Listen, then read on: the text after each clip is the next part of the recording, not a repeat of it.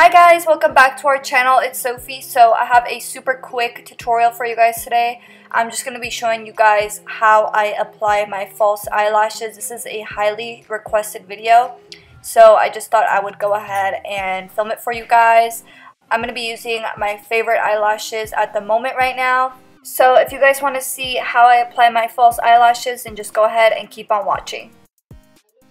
So these are the lashes that I'm going to be using for today's demo. They are my lash brand, Shops at Bella. So I'll leave the link to these lashes in the description box down below. The style is sold out right now, but we recently restocked it, so they'll be available on the site in a few weeks. But definitely my favorite lashes of all time, and they are Faux Mink, so they are cruelty free, and they are one of the most dramatic synthetic lashes on the market right now.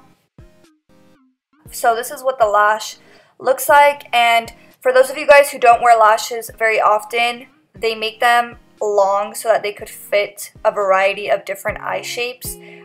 So first you want to curl your natural lashes, and then now I'm just measuring to see how much I need to cut off of this eyelash, and I need to cut off about 3 of these chunks, and I'm just gonna grab these scissors, and with the tip of the scissors I'm gonna be trimming the outer corner of my lash band. And you guys always want to trim the outer corner of your lash bands because they naturally become softer on the inner corner, so definitely always trim your eyelashes on the outer lash band. And then for lash glue, I'm just using my duo glue, the one with the brush applicator, and I just applied a very thin line of glue onto my lash band. And then I have really small eyes, so I like to twist my eyelash band to make it easier to shape to my eye, and that trick definitely works.